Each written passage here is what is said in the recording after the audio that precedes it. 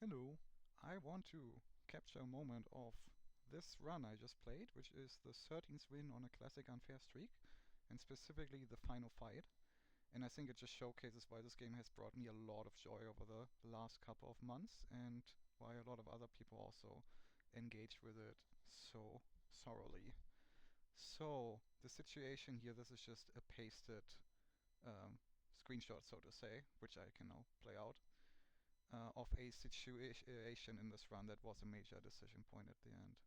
So, classic unfair means we have to have 11 total points of curses. I was able to fit in a 6th hero with tough HP 3, early curses 1, and spiky monsters 1. Shoutouts to HollowDice and Peterak here, which are always active in the Discord, giving people advice on what curses to take, decisions to make. Peterak currently has a 5 streak on Brutal, which is completely insane. And HollowDice just lost his classic unfair world record streak of I think 28. And he lost because I feel like he started to get bored and he picked Magical and then he died. So the game couldn't defeat him, only he could defeat himself. So yeah, having those two people available to learn from and interact with, pretty nice. Peterak streams as well. I think HollowDice does too. So if you want other Slice and Dice content, I strongly recommend the... I'm not gonna say other top players, because I don't quite think I'm there yet at 13.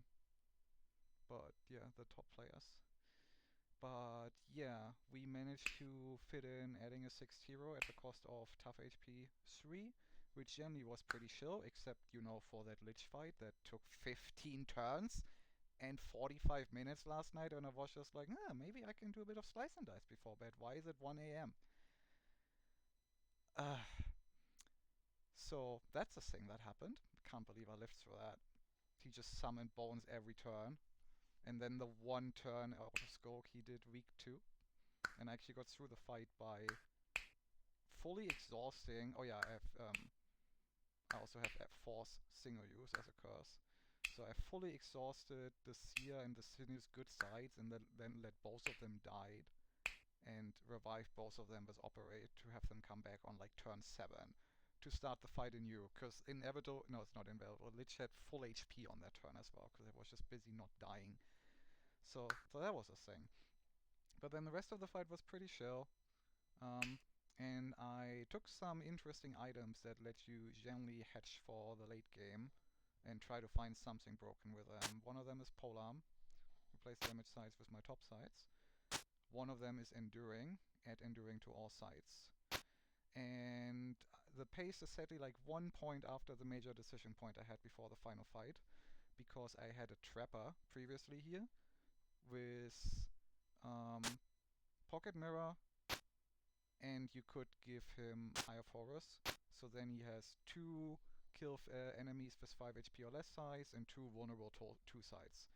The 5 HP or less would kill the Wisp in this fight, and the 2 vulnerable seemed like a nice thing to have against most other bosses, but HollowDice summoned him into existence. Keep Inevitable in mind, I did roll Inevitable, which shuts down the vulnerable play because he becomes immune to damage every so on, so I can't just like bang 10 mana then roll the vulnerable 2-side or something and kill him like with most other bosses.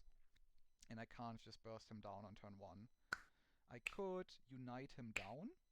The Prince played pretty well, not just on this run, recently as well. I've been taking a lot of like runs with blank curses and just get Disciple every time, it's easy.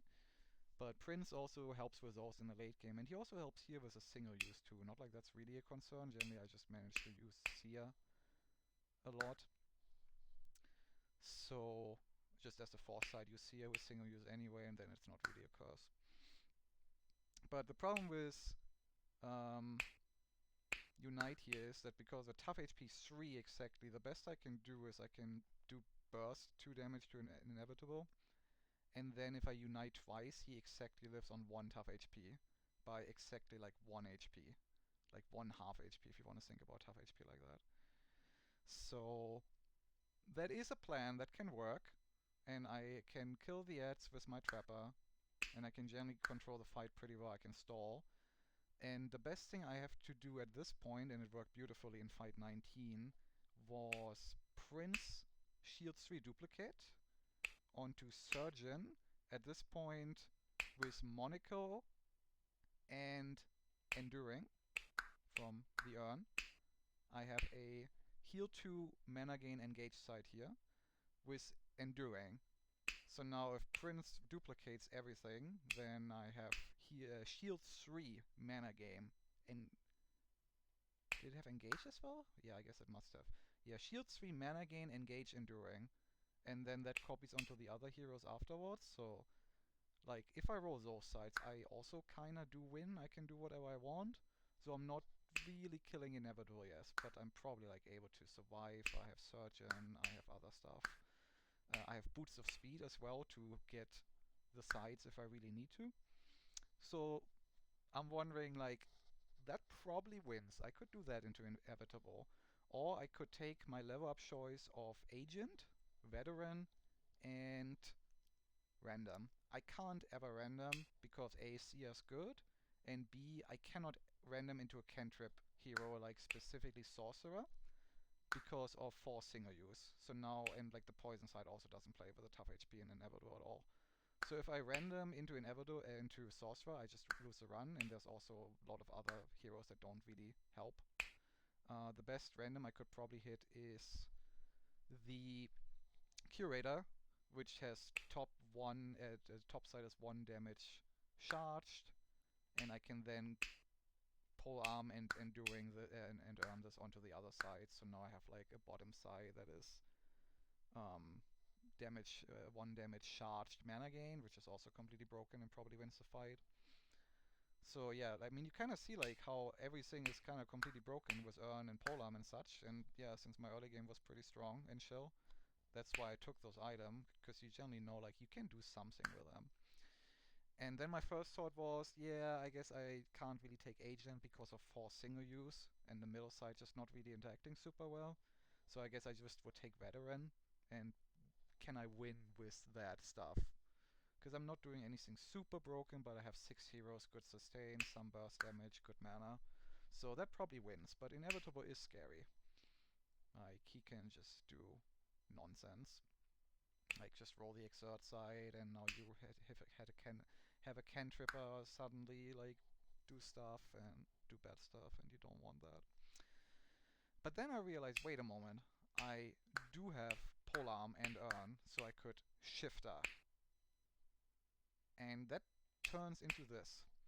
3 damage Shifter, side has a random extra keyword. Good thing there isn't like how many keywords in the game? Oh yeah, 191 total. Good. Alright. So now I have to kinda analyze like what does this on average? And that's just impossible. So I decided to play it out a bit, go into the paste mode, copy this here, and switch around the stuff, and then do the fight once. And I did the fight once, and I started,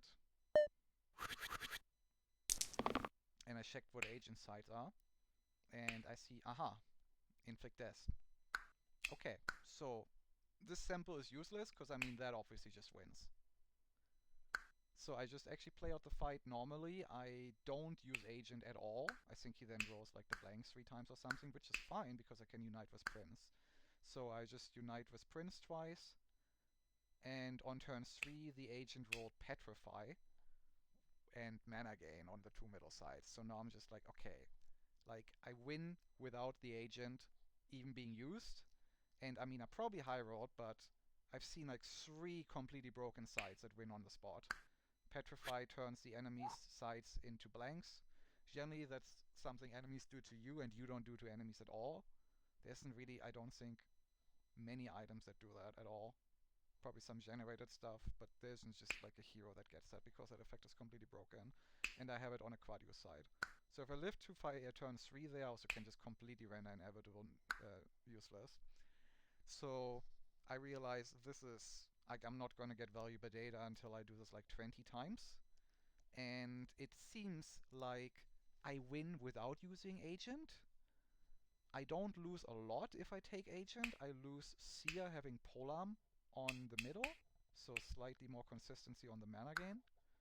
So again, with consistency, I also have boots of speed for that. And I do specifically lose the shield 3 duplicate into mana gain synergy, which if I wanted to maximize that happening, I could put the pocket mirror onto Surgeon, and then I have 3 sides that do that. And then the bottleneck of that is Prince rolling shield 3 duplicate. So that's what I lose out on, and I feel like that's probably okay. Specifically because I kind of want Prince and or Surgeon to roll heal and shield 3 anyway. I guess Wanderer can also roll that because I have super.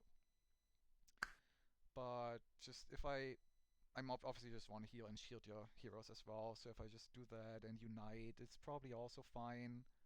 I'm not dying on turn 1, I can bank some mana, I have cleanse in the form of heat. I should be fine. So I decide I don't need the Broken Prince Surgeon synergy, so I might as well go for the Agent synergy stuff and win the fight. If Agent never rolls something, probably still 80+% of the time, but I have the outs of a random 1 out of 5 shifter sites. Like even here, I didn't talk about this yet, Hypnotize. Like even that just deals with Inevitable for 1 turn. Like just a lot of keywords that do here, work here. I can even, like normally you kinda, but a shifter you need to decide, do you put, like there's an item that gives shifter to the 2 right sides, right? And you can put it onto a damage side or onto a defenses healing side. So the question is just like, do you want to target enemies or yourself with it? And I think generally, I haven't done the analysis, but from seeing how it plays out and random feeling, it's better to put it onto sides that target the enemies. I mean, this is a reason. But I actually have the best of both worlds if I want to. Like, I have healed and shield 2 copycat as well. I can do even like I can perma boost a wisp, and then I have maybe like heal and shield 2 quad use perma boost, which I can target one himself with that. So he goes to 4, he goes to 8, and I mean, like that side alone also wins the fight. I can roll like inflict death, and then have like my agent target an enemy, which will probably now kill. How does that work? Yeah, no, that doesn't even do anything bad. And then the Wanderer can target the sinew, and then the sinew inflict death or something. Like there's a lot of broken keywords for this. So I just decide to, alright, probably not gonna high roll this stuff again, but there's so many outs that I should go for this. And then I don't do a second test, which will be very relevant in a moment, by the way. And then we start the boss fight and win, right? No, now we go back to the drawing board and spend fucking another 20 minutes onto working out how, and I guess I can't do that if I do. Yeah, I don't think you can check the inventory of all heroes in this menu, which always felt slightly awkward to me. But yeah, now then I guess I do have to go back to the paste menu because I don't have the keyword equipped. So let me do that real quick. The item equipped. So now back to the drawing board and agonizing over like what item do I equip on whom. I mean, there's the question where Pocket Watch goes. Seemed pretty clear that I want the Wanderer side. That also plays really well into the inevitable fight. Eye of Horus. Probably just onto Surgeon, didn't seem super relevant. Boots of Speed was an interesting decision point.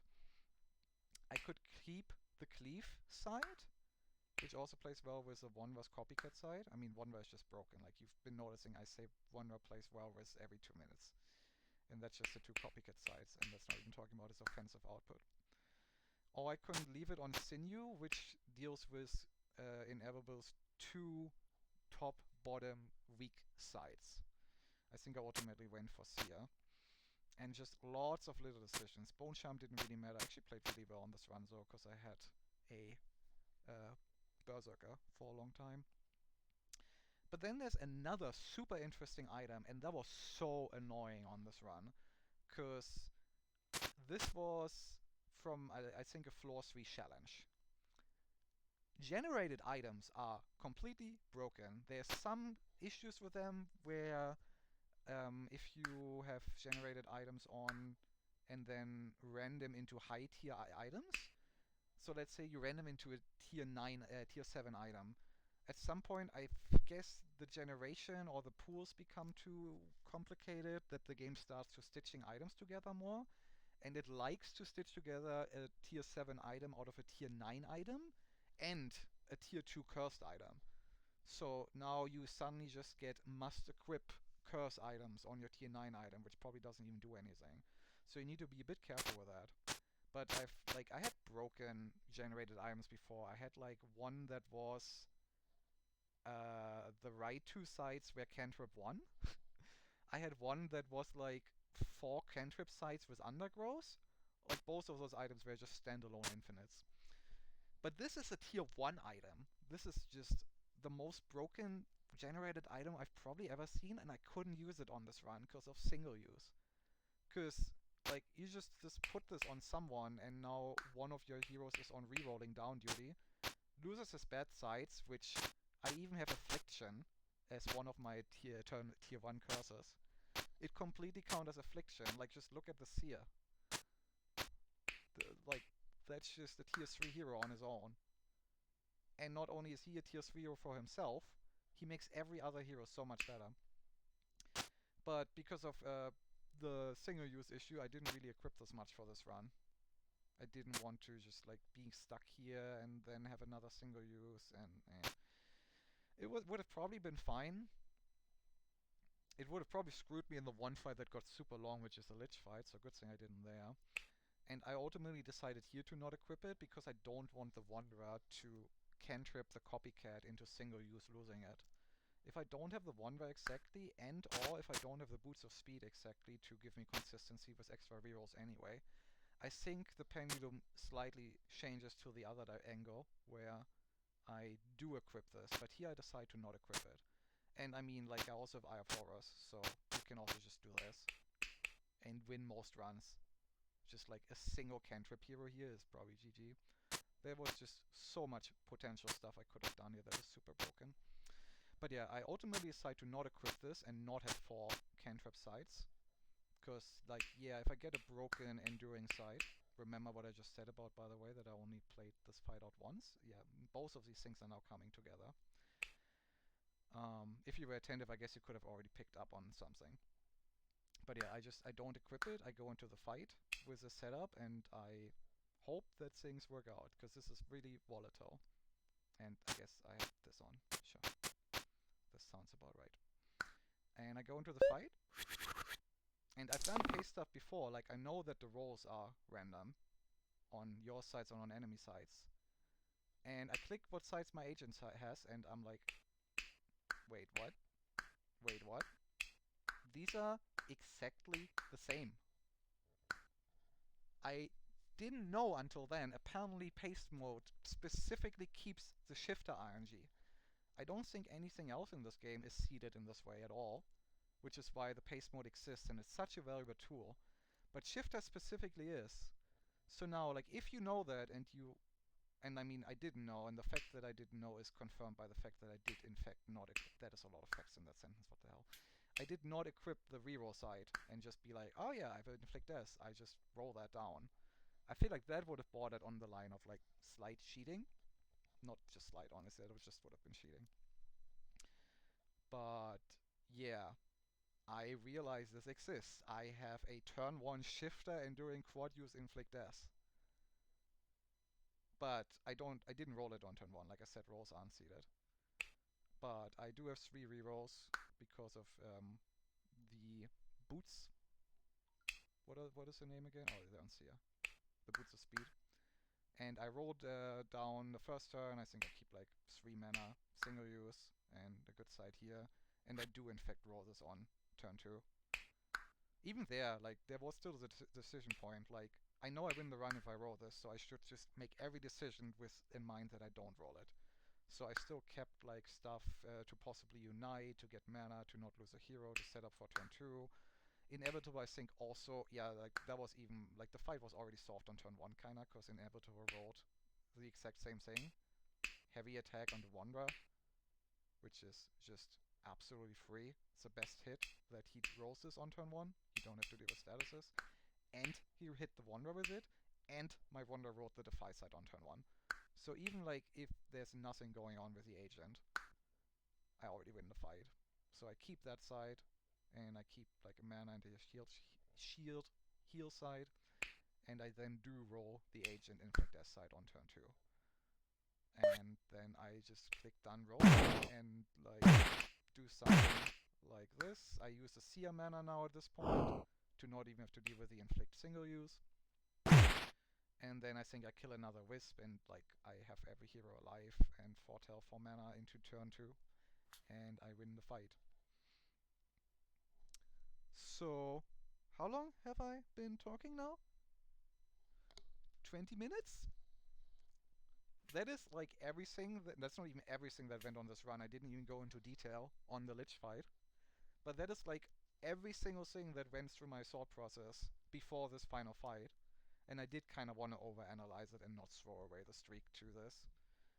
And I mean, ultimately nothing matters because I learned that you get seeded Enduring Shifter. Which mean technically you can abuse that every time you have the choice of taking Agent into a final boss fight and stuff. But yeah, like that's okay. Please don't take away the copy-paste tool from us benevolent developers just because this is technically abusable. And apparently like other people knew this already. Honestly, kind of a shame it is, because this would be such a fun fight to just play out, to just see like how often do I win this fight, what different shifter stuff you can do. Like kind of just the dopamine from spinning the wheel. Like Metronome in Pokemon, D4 in Isaac, Prismatic Shard in Slay the Spire. Generally those things aren't particularly good, but they're fun, so people go for them. This thing probably is just pretty good anyway. I mean, specifically if you can Enduring it onto a broken side. So yeah, that puts me to 13 unfair, which is pretty crazy to me.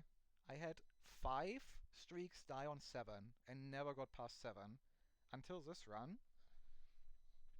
And then fight 7 I was somewhat anxious, but again got advice from the community and played it out.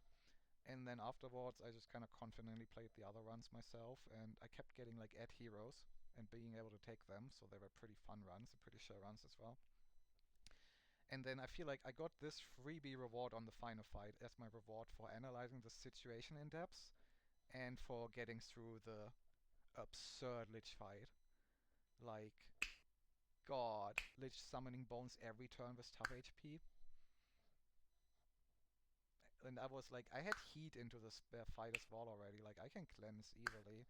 If he just rolls Petrify on one of my heroes, it's just a free turn. But instead he had like 16 HP worth of enemies or something every turn. It was so funny, I just did not damage the Lich until turn 7, because the first HP of him having summon an extra bones probably would have been the difference between dying and not. So I just kept killing exactly the non-adjacent bones, which there were plenty of, because did I mention that he summoned bones every turn, except the turn 3 Skulk. And I mean, like, talking about this, like, this is from Early Curses 1. The decision here was Skulk 3 versus -2 max mana versus random. I mean, it's never random. And I didn't have Seer at the time. Like, if you have Seer, you just take the minus max mana. But at the time, I actually had Meddler with right blank and tough HP on enemies, so I just really wanted the Slay spell available. And then I picked Trapper at some point to just have one tool to not have to actually damage the enemies through their tough HP, and that worked pretty well. Oh yeah, by the way, the Trapper did not roll that kill side once in the first 7 turns, despite me rolling him down every time. So not only was the fight already like kinda the worst fight possible, and the Lich rolled some of the worst sides possible, I also didn't roll my just freebie side to kill Bones with Trapper. Which is why I cannot believe that I lived through that fight. Because in the past, like, every time I low roll like this, I just died. And it felt like that's one of the main ways to lose, obviously. In the end, this game is amazingly strategic, but there is RNG to it. Sometimes you just roll the 1 and 6 3 times in a row that you really didn't need to roll on a hero that's consistent. Sometimes you roll 5 blanks with heavy dice on turn 1 and die, despite heavy dice otherwise being a good curse. And sadly, this is the nature of high skill but some amount of RNG roguelites. If you get to the point where you have like 90+% win rate, 95% plus win rate, and there's RNG in the game and you're a really good player, then the only runs you die on are the runs where you low roll. And the good players probably like live through low rolls even longer, and then they need to get unlucky again, and that creates just these annoying scenarios. Kind of comparable to I like playing Tetris a lot as well. And yeah, like at some point the only way, if you're consistent enough, the only way to die is just really bad RNG, like I don't know, 5 O's in a row or a 50 draw or something. So if you then only look at like, wow, I have like no lines at all in this game, and I died because I'm unlucky. Well, you didn't die in the other games we had decent amount of lines, so always trying to be aware of bias, at least after the fact, even if it's not necessarily easy in the moment. But also, like, I feel like I handle that pretty well in these runs so far, that I took a breath, took a step back or something when situations were dicey and tried to analyze objectively. And yeah, I think this kinda showcased why I put into the title what I put in the title. This game has absurd depths. I'm at like, I don't know, 300 hours or something, and I still, every run is different, every run is fresh. The curse system is so brilliant. The keyword system is so brilliant. The item system is so brilliant. Like, every run is just dopamine fun of working out what synergies you can have with items and stuff you other did. Like, sure, at some point you're just like, okay, I have a seer, I just foretell, I do this. You know that some things work and some things don't, but every run is unique in a way. And it always challenges you to re-evaluate heroes as well. The tier lists of, again, the good players, like evaluating curses and everything, probably made a lot of people a lot better, including me. But if you just blindly follow the tier lists without giving thought to the situation, like what do you actually need? Do you need more damage? Do you need a certain spell? Can you random here or not? Is this hero like just losing me the run that otherwise would be fine to take? I think those are just so many cool decision points, and it's so rewarding to live through runs like this. And for me, I generally struggle with like losing versus winning. I'm aware of that. Was a big issue on like my streams, like what is it at this point, 10 years ago as well. And I mean, there's still some games like Magic the Gathering I would like to enjoy a lot, but just I get so tilted like losing to just RNG or stuff in that game, and the wins do not make up for that. But the wins in this game, like, did I get somewhat upset or like losing one of my 7 streaks again to what felt like was bad RNG? Bullshit, as they would call it. Yeah, I got upset, and that lasted like a couple minutes at maximum, and then I wanted to play again almost already again. But the satisfaction I got out of the 13 streak over the couple of days, that's really, really rewarding. It's worth all, like, not even effort, like, but all the time spent into this and accepting that, like, you will probably not feel great if you lose, but in this game, the winning versus losing balance for me is excellent in the direction of winning. But yeah, super funny for this run specifically that I tested this once in paste. Had I tested it twice, I would have found out the interaction without having to make the decision on imperfect knowledge into the fight. And that probably added a lot to just like the stress relief of this and the satisfaction of winning. Because I had to make the decision not knowing what's going to happen into the final fight. Super cool. So yeah. If I bring up the leaderboards real quick. And I'm not playing on PC, that's why this looks pretty bad. My pick rates on PC would probably be really funny, really bad. I've been playing on mobile, and I am, yeah, on page 2 now. Lots of great players. I don't think there's a cheater issue at all in this, right? Like, probably on Hell or something. I don't want to open that right now and like give people not the benefit of the doubt. I mean, funnily, if you open Brutal... Oh, I can't here because I haven't won Brutal, because Brutal is stupid. This is leaderboards. No, this is language. I never work out what the icons are. Where are leaderboards? No. Help. This video is already long enough. I wanted to give online there. Online, classic. Like, if you click Brutal, and you see, yeah, Bookchef 5 streak, yeah, sure. I mean, this guy is cheating for sure. No, that's Pitorak. He streamed all of these on Twitch. Highly recommend watching those runs. They were insane. Just learned a lot from that. And Unfair Streak Book Club here is a cooperation between Japanese Export, who generally streams these runs. Again, Pitorak and vmservice. All of those re-stream. And HollowDice just crushed that recently. We are probably all kind of waiting for a possible leaderboard wipe because there's supposedly a patch coming soon. But the community has been active and doing a lot of stuff. Definitely a lot of positive feedback loops on learning and improving. The good type of competition. I normally hesitate a lot interacting with like Discords and social media and stuff these days.